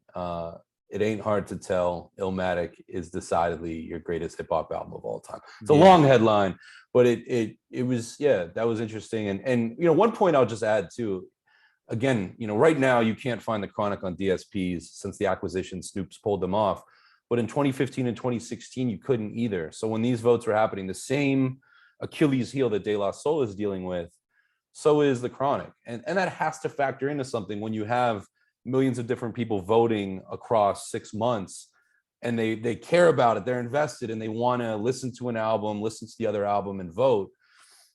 You gotta, it needs to be said that there's conditions that shape our opinions and our ability to decide. So, and again, this was number 24 on Rolling Stone. Just it is very, very odd to me. So now looking at this list, I got a couple questions. So and observances. So first of all, it is very, very 90s intensive. There are a few albums from the 80s, and only 2 albums from the 2000s, the O's or the 10s. I think it's Mad Villainy and Good Kid, Mad City. That being the case, on the College Dropout, there's 3. The College Dropout. Well, wait a minute. Just to be clear, there's a few. I think Good Kid, Mad City is the only album from the 2010s. For sure. Yeah. From the 2000s, you have College Dropout, Marshall Mathers, which was year 2K. Y2K, right. Yeah. Mad Villainy, and Supreme Clientele is also year 2000. Okay, so that's okay. So we got 4 or 5, which is a pretty good representation. I'm not mad at that. And actually, I think it's pretty good from the 80s too, because the 80s, just to keep it a buck, albums weren't as strong then. It was mostly singles and compilations. I do think that Raising Hell should have been on this list, or some Run DMC representation. But in general, I think it's pretty reflective of the culture. I got a question for you though. This was done in 2016. 2016. Do you think that now, 6 years later, there is another album or 2 you would have put, or think the fans would have put in this list? Possibly Damn, possibly KOD. Those are the 2, but I don't know that they're going to reach the top 20 like that. Maybe Damn does. As you were speaking of Kendrick, I do think Good Kid, Mad City, which came in at number 20, is the best produced Kendrick album. Let me rephrase that. I think it has the most exciting production. But Damn, possibly, just given all the reasons that you stated when you went through your list, could easily have made it. I'm not sure KOD can compete with some of these other ones. Yeah, I think Damn. I think To Pimp a Butterfly would have been considered as well. It was To Pimp a Butterfly was in this list. I mean, it was in the bracket, but not for nothing. I mean, the album wasn't even a year old. So yeah. That makes a big difference. But aside from that, man, I think this list holds, and I think it is a great reflection of the culture. It's obviously, like I said, shaped by, millions of opinions. And so I give it much more validity than anything that you and I could have crafted or Yeah. any other team of writers or experts could have done. I think that the people have spoken and it's democratic. And yeah, I think it's dope to have this list. Yeah, I was always proud of that. There were times I think in every GOAT competition that you and I would be disappointed. You mentioned the Lauryn Hill one, for you. And I remember you and I texting about that. But no, when this album list shook out, I was really, really pleased with it. And there were, yeah, it just it's emblematic of a really dope ecosystem of hip hop discourse. Yeah. All right. So new music for the week. A couple of heavy hitters dropped some product. Drake out of nowhere dropped an album. And I think it's dope that Drake can do this. He'll just announce on Thursday night, hey, I'm putting out an album in a couple of hours, and that's what it is, and just let it speak for itself. I'm very curious to see what the sales are for it, because I've been saying for a long time that I don't understand why people do marketing ahead of dropping the product anymore, when you can just drop it and then promote it then when people can actually listen to it. I think that'll have much better traction. I also think it's cool that he and Kendrick and Cole and all these guys don't feel like they need to say anything beyond dropping the music either. Drake did talk about it on his OVO show. He has a new show on Sirius XM, and he talked about it before that. I didn't catch the interview. This album's been catching a lot of hate, a lot of flack, which I find to be interesting because most of it, I believe, is centered around the fact that Drake is not rapping and that it's over like house beats. He did it in as a collab with Black Coffee, and for me, I think it's phenomenal. I get a lot of the more life vibes from it. Drake has established himself from the beginning as not just a rapper. He's a singer. He does a lot of different styles, and he chose to like lean into something else this time. So it's cool. Let the man live, But I think it's a dope album. That's You cool. are, as being a resident Drake hater, what's your thought? It's funny though. Like if I'm got a 1 hour drive and I want to listen to a Drake album, I go with More Life. I think that it's really good, well made. I don't know, it doesn't fit in any one genre for me, but it's not Drake's most lyrical work. Drake's really good at it. I'm always curious though, as somebody, he's really caught up in legacy, as many artists are. You know, it becomes challenging because there is rapping on this album. My favorite song is actually the final track, Jimmy Crooks with 21 Savage, and that's hip hop. How these versatile showcases factor into Drake's all time consideration as a lyricist. And it's interesting. I don't dislike the album. There's plenty that come out from artists at the top of hip hop that I don't like. I think it's great summertime music, and Drake I think he's called himself that in the past, right? Like the king of the summer. But yeah, it's interesting because the last few projects he's been very intent on, especially with what was going on with Pusha T and Kanye, of competing as an MC. And then he completely, makes a left turn or circles the block with this one. Yeah, but again, I'll push back and I'll say why. Why does he have to be in that category all the time? He's an artist with multiple facets, and it actually makes me think about one thing we didn't mention about our top 20 list, which is there wasn't a single woman on there, Mm-hmm. which I also think is a travesty. I think that Lauryn Hill, the Miseducation. Miseducation of Lauryn Hill, is a top 20 album of sorts. The reason why I didn't put it in my top 10 is because there's so much singing on it that I don't really see it as a rap album. I see it as more of an R&B album, but just music, period. Mm-hmm. And I think that Drake is like that. Like, he might just put out an album with bars. He might just put out an album with singing. I think he as an artist is able to do that. I love what XXXTentacion did. And by the way, if you haven't seen Look at Me on Hulu, I highly, highly recommend that. An immense, immense talent we lost there. But, I think artists should be able to put out whatever they want to, and it's up to us to judge the music for what it is instead of what we want it to be. I 100% agree with you, but it's yeah, it's weird to be in hip hop on as media, as whatever we are at this point, curators, etc. And Drake is complicated, you know, and I like that Lauryn Hill analogy because I agree with you. I struggle with that album because it's an incredible album, Miseducation of Lauryn Hill, but what box do you put it in? And that gets tricky. And it's different, I guess, when you're Dr. Dre and you can have Nate Dogg singing some hooks, or you can have Michelet, you know, but you're not the artist that's doing it. And I think that Drake suffers a little bit, you know, just in public perception for that. But this is an album I've listened to it 1.5 times. I will inevitably be listening to it again. I think it's good for the time of year. And again, you're absolutely right. Drake, Kendrick, Cole, these artists having the ability to just kind of George Bush the button and release an album. I'm very curious. You know, Joey Badass was supposed to drop his follow-up to 1999. And on Thursday, he said there was a sample clearance issue and he was going to push it back a few weeks. And as you look at an artist like Joey Badass, who I think is out for possibly a #1 spot, possibly, you know, pushing to the next level. And we've already watched Joey ascend so many levels.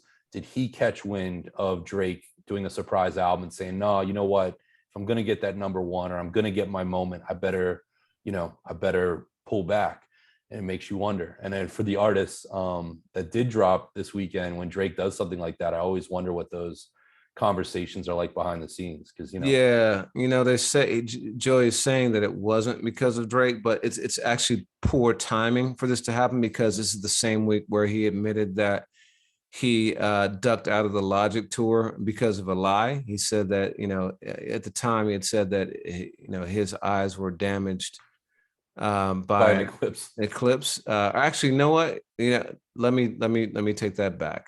He put out a tweet the day before saying that he had looked at the eclipse without sunglasses and didn't understand what the big deal was, and that our ancestors from back in the day looked at these and didn't have glasses, and so no issue. The next day, he pulled out of the next 3 shows, and there was speculation on the internet that it was because of eye damage. He never said that, but he also didn't dissuade that notion. And he says that he thought it was funny that people thought that, and that it was not because of that. So, but nevertheless, it was a week of deception, where he acknowledged a deception. And so not a great time to argue that it wasn't because of that. But someone who was impacted, and it's a nice segue, because the tour that Joy was on, like I said, was with Logic, and Logic did drop an album too. And yeah, if I'm Logic and this is my comeback album, and you called this, and this is why he's your favorite rapper, you called the retirement just nonsense. But coming back from your retirement, all of a sudden Drake nukes you a few hours before. That's hard. That's hard. I mean, and Logic has had his moments. You and I have spoken about it before. I think 3 or 4 times in Nas's career, and most of those times being after the beef was squashed. Jay-Z will release a surprise album. I mean, he's done it several times on my watch. And yeah, I mean, for Logic, it's interesting. So Logic puts out an album called Vinyl Days. And I know you and I have a joke, and I've been critical of Logic in the last 5 years. His 2017 album, Everybody, I really like. You convinced me to keep, giving that a try. And at the end of the year, that was part of our best of list for that year. And I thought it was really versatile, showed all the facets of Logic. I've struggled with him for kind of being disingenuous. He put out the Suicide song, the 1-800 hotline joint, and almost goes diamond, wins, performs at the Grammys. I think won a Grammy award, maybe not. But then comes in, a couple years later with making fun of it and telling another rapper to kill themselves. And to me, that's corny. I think, anyone who lived through Too Short and Scarface retiring and not, honoring their word, or The Game, or Lupe Fiasco, don't do that. Don't do that, Logic, because we know you're coming back. And lo and behold, here he is. And I was really excited by this one because it's got a cast of characters that are, some of my favorite MCs. And I've said it before, but I'll say it one other thing. I'm one of the first people to ever cover Logic. You go back to 2011 when I was the editor-in-chief of Hip Hop DX, and Young Sinatra comes out. And I mean, he was already doing his numbers on YouTube, but the media hadn't covered this guy from Gaithersburg, Maryland yet. And I thought he was really interesting and dope and charismatic, and brought in a strong respect for 90s hip hop. So boom, here you are. And this album again was kind of that. So he on there, he has AZ. We have a song atop our playlist featuring AZ. He's got Currency, Action Bronson, Royce the 5'9", DJ Premier. Who am I forgetting? He's got Russ on there. Yeah. You know, a number of people. And the title Vinyl Days and the way he did the rollout, it seemed like Logic saying, this is the album I want to make. This is my hip hop album. You know, which we've gotten before from Nas. We got it from Russ last year with Chomp 2. Because Logic is still, you know, a major label artist with a lot of, you know, a lot on the line, you know. Well, he's independent now. Yeah, this is his, you know, farewell album to Def Jam. This new one, Vinyl Days, and even the last song it's called Sayonara, and it's Logic for about 8 minutes, thanking different executives at the label, but also calling some members of the staff various names. I mean, just a really, really puzzling move. But yeah, that kind of sets the table. I'm curious for you, as the bigger Logic fan of recent of the two of us, what do you think of the album? I think it's okay. You know, I wish there'd been less skits. Just I haven't even made it all the way through. I've listened to probably 80% of it, but just seeing 30 songs on the track list is daunting, even though you know that a lot of it's interludes. I thought the Michael Rappaport interlude was pretty funny. I like the AZ song. I like the songs we have on the playlist. You know, the one with Blue is dope. The one with Currency is ill. There's some good, and the one with Russ is really dope too. There's some good tracks in there, but it's kind of spotty. Everybody, like you said, was one of my favorite albums that year. And I thought it was cohesive. And just going back to what we've been talking about the majority of this podcast, for me, it's about quality through and throughout. And I don't want to have to fight for the good songs, you know, through an album. I want to be able to just hit play and let it ride, or else I'm just going to add stuff to the playlist. I'm never coming back to the body of work again. And that's how I feel about this album so far. That's well played. I played through it twice. You know, he's posted a lot of photos on IG of him and Egon, and he's doing a lot of things with Madlib Medicine Show beats. The production's mostly credited to Logic and Six, who's been producing his records as long as I can remember. But Madlib is playing a role. Yeah, I mean, he has Blue and Exile on there, and Like from Pac Div. That song's on our playlist. I love seeing artists be their truest versions of themselves. But yeah, I think Logic has put out better albums, and I can say that after 2 listens. And this one, as the year has certainly spiced up in the wake of Kendrick Lamar and Black Star and some different things, this album is not currently in what I would consider to be, you know, the best of for 2022. Yeah. All right. So any other new music you want to cover? Man, no, those were the heavy hitters. I'll be eager to see what Joey Badass does. We've got some new joints from him on the mixtape or on our playlist. But yeah, I mean, now that Drake's out too, anything, it could get really interesting from here. But yeah, man, it's gonna be a long, hot summer. For sure. All right. So what's your song of the week? So I've been texting you on it. It's also on the playlist. There's an artist, I believe he's out of Chicago. It's fun when you find an artist and the first and only thing you like about them or know about them, not like about them, the first thing you know about them is their music. So, you know, there's a project by Def C and Boathouse, and I believe these are Chicago guys. The name of the project is For All Debts Public and Private, and the song, which is on a playlist, is called Ragnarok. I hope I'm saying that correctly, but just incredible production, really, you know, finds the pocket, good use of drums, and it features Kip Stone, which is another artist that's been on my radar. And these guys just go in, and it you know, I was texting with my uncle about it. He compared them to like a Far Sidey sound. I can kind of hear that. To me, a little bit, actually, even like early mixtape era Yellow Wolf is a little bit what I kind of hear in there, of just that sinister rapping and having some fun with cadence. But I've really been enjoying that whole project and that song in particular. But what about you? Yeah, I'm gonna go hard left turn on this, and so I've recently found a mixtape that I created back in 1997, and I recreated it as a playlist and rediscovered some songs I hadn't heard in a long time. One of which was "Top of the World" by Kenya Groove from the Menace to Society soundtrack. I sent it to you, I think, as a song Yeah, today. on YouTube. You sent me a YouTube link. Because Yeah. it's not on Spotify. It is Wow. on Apple Music, but not on Spotify. But just a dope 90s R&B joint. Was great in Menace, like just dope song. So it took me back. So yeah, that's You often accuse me of not liking R&B. Whatever became of Kenya Groove? I don't Yeah. know. Because I never heard any other songs from Kenya. And I didn't see a bunch on Spotify, but that joint is I love.